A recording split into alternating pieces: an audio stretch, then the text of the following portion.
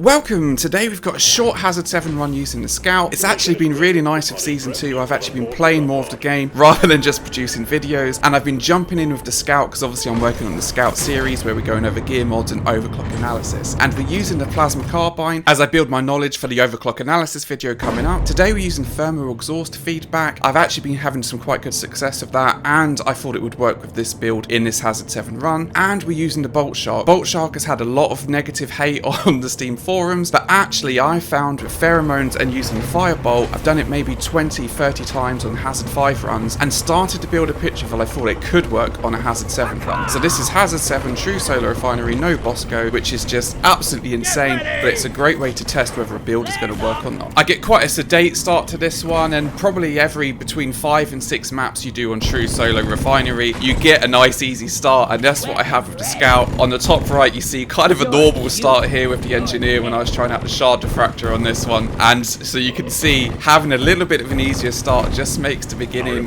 quite a little bit more sedate and a bit more calm and controlled, and it gives you a bit more time to get nitra in. On Hazard 7, or on this version of Hazard 7, the resupplies cost 50 nitra, so it's a mad dash to try and get that nitra in before the first wave comes in, of which the first wave comes in super quickly. So basically it's a mad dash to try and get the 50 nitra so that you can get a resupply in, or with the Scout, because you can get that nitra a little bit quicker, it's a little bit easier, and especially I've got some nice nitra veins in the starting area, might even be able to get 2 in as well, which is really handy because splitting them up can really save your life on Hazard 7 when you've got no boss. So here we go, so we've got the Boltshark. So obviously the main idea here is I've got pheromones, so I'm going to bulk up the targets together, which is going to give me a little bit of free breathing room. I can either use the Drak to spread fire, or I can actually go over to the firebolts to spread fire. So one of the issues with using the Scout on Hazard 7 is, if you've seen my Hazard 7 runs using the Engineer, with the breach cutter and the sentry turrets, you can wipe out a wave and then you can kind of get on with your day building a refinery. Often using the Scout, you don't have enough DPS to deal with the waves, so you either have to basically just run away from them, and you kind of cheese the map by you do the refinery without really taking on any of the waves.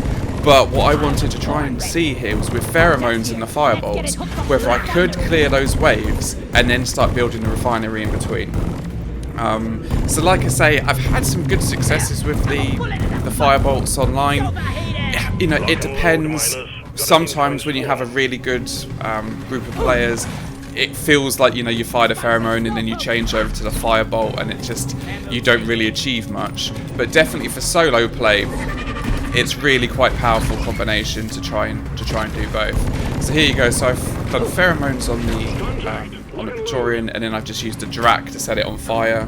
And now I can see there's all the swarmers coming in, so I've just changed over to the firebolt. IFG will slow them down, so it's going to make it easier. You know, they're going to be longer standing on the firebolt to catch fire.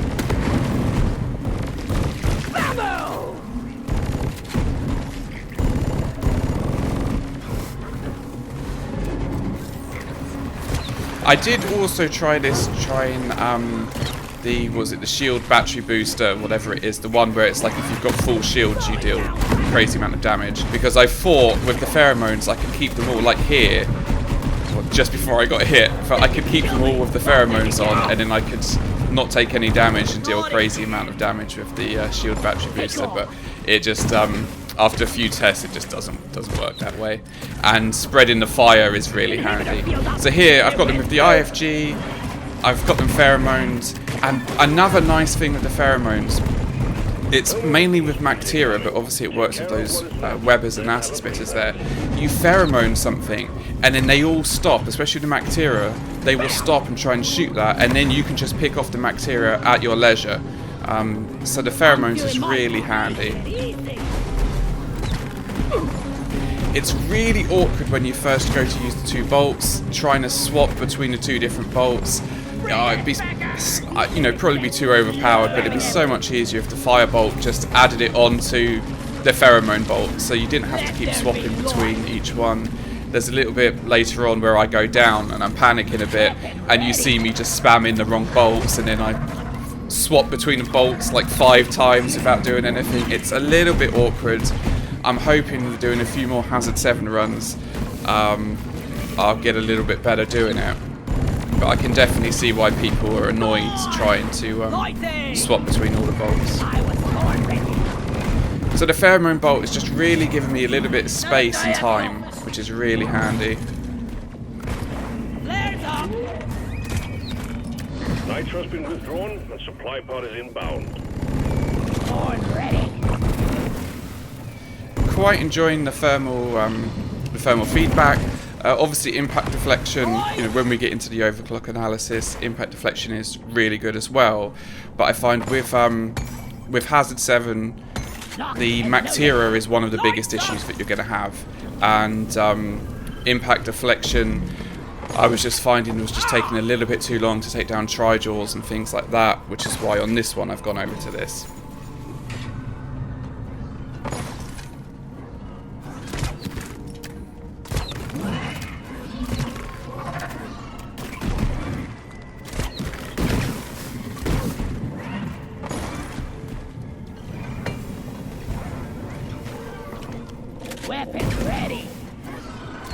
So there you saw, just doing the bolt on the ground, they generally walk across it quite quickly. That's why the IFG, or you need to kind of kite and circle them around to try and, you know, try and get them on that. Or obviously do the pheromones first.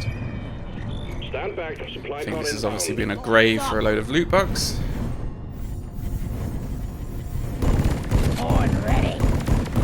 Loot bug pop. I'm totally loaded. The resupply is here. Later on, I do some absolutely awful kiting here. I might actually have to cut it out because it was so bad. It was a complete example of fighting in the wrong place and panicking.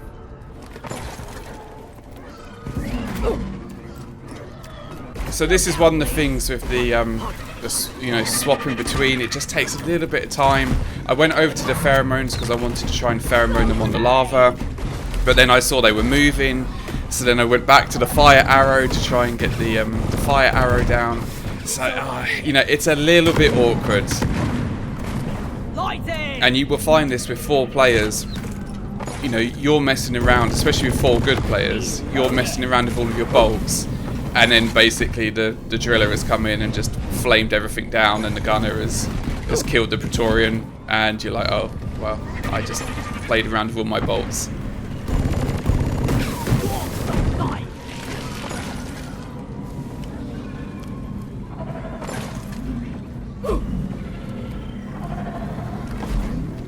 I had one run on this where a bulk detonator came in, and all I did was just pheromoned it and left a bulk detonator to basically kill everything around it. So I had the bulk detonator alive for about 12 minutes. It was pretty hilarious, but I just didn't get anywhere close to achieving anything of making the refineries. So it's a little bit annoying. I was trying to, because often I will pheromone a Praetorian, and then I would just firebolt the ground around it, so that then obviously anything that goes near it. Obviously the wardens just run around all over the place, so probably better off just setting the warden on fire. So this is some of the power of the firebolts here.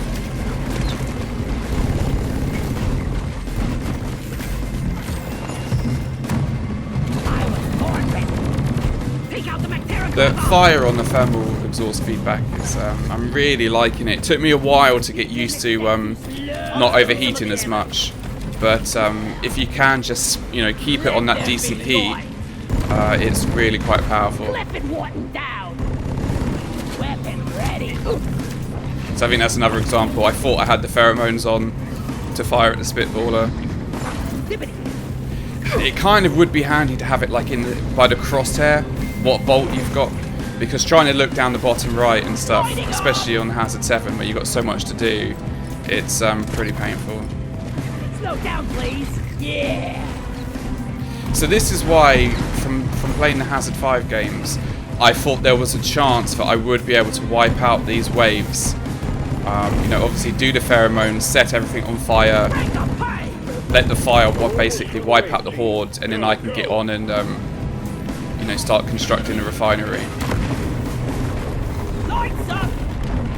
Oh, I think this is the beginning of, maybe I should cut this. I'll keep it in. I'll keep it in. This is some terrible. This is some panic. I've just messed up too. Yeah. I should have cut that. That was bad. I'll cut this next section because it's. Oh, so there you go. I thought I had the firebolt selected, so I'm firing the pheromones into the ground.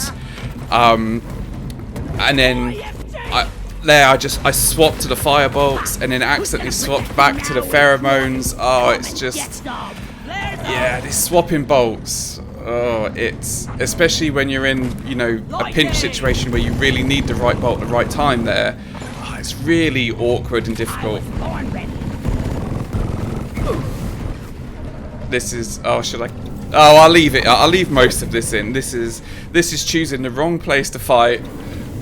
And kiting in the worst way, which you just can't do on Hazard 7. I do not know how I get away with this, and I just cannot land a grapple to save my life here. It seems.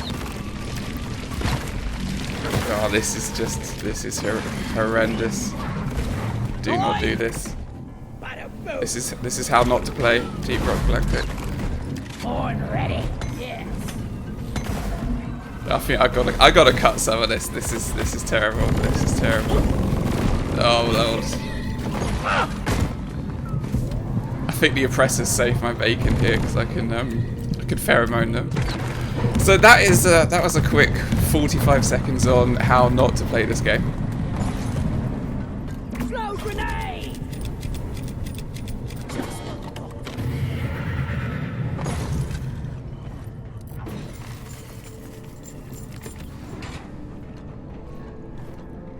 It'll be a beauty once it's complete. Quite handy having that oil well so close. Lighting up. Inhibitor field up. Yeah, it just, like, I don't know whether it would be crazy overpowered or not, but just to have it so the bolts, the special bolts like the firebolt and the frostbolt, just that it just applies it to your special bolt, or it just replaces your normal bolt. I don't know, just the swapping between bolts, it just seems really janky and really awkward. And the Boltshark, you know, for me, the pheromones is obviously really powerful. Being able to set them on fire makes up for the fact that your secondary basically isn't really doing anything. You know, if I had embedded detonators here, or even the shotgun with fire, you know, I'd be able to do something to those oppressors, set them on fire. So, you know, I've seen people basically say the Boltshark is effectively, you've got an additional tool rather than a weapon. And I think the firebolts does help, but yeah, I don't know, just swapping between bolts, just I would love maybe if somebody would do a mod where it just, the firebolt is just added to the pheromones, just to see whether it would just be ridiculously overpowered or would just make it just decent. I don't know.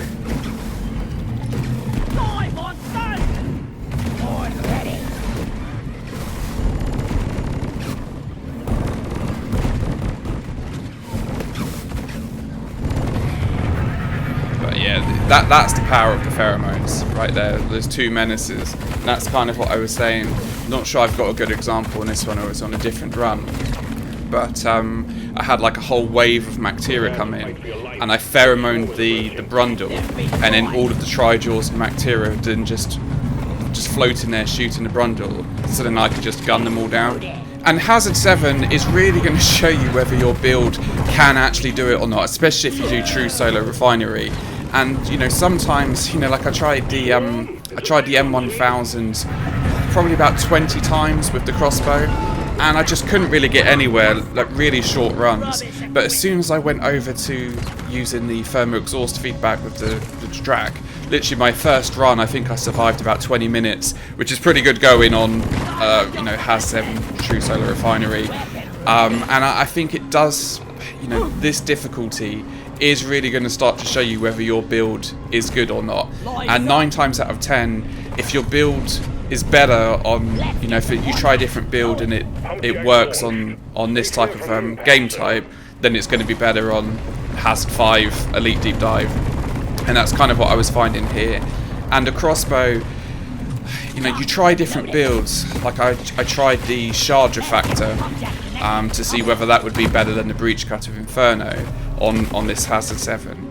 And I couldn't really survive at all, and I was finding it really difficult, and it just made me think of, you know, maybe I only tried it 10, 12 times, but I was just sitting there thinking I can't see myself winning this map with the Shard Refractor. And that's with the Magma overclock, trying to use it for sort of crowd control, sort of to replace Breach Cutter. Whereas with the crossbow, even though I don't win this map, it does feel like I have a chance of actually winning, of doing this with the crossbow. Whether that's with going back to M1000 and trying the M1000 again, or trying a different Drak overclock. This does feel like, even though this footage might not show it, and I haven't even got one refinery built, I do feel like I have a chance of actually winning this map with this build. Which is to go, you know, to some extent, because, you know, I've tried different builds and it's just like, no way, like I'm going to survive like 2 minutes with this build. Whereas with this one, I feel like there's a chance, and I'm up for giving this one another go. So definitely give the crossbow a chance, and I'll see you next time for hopefully the overclock analysis for the Drak.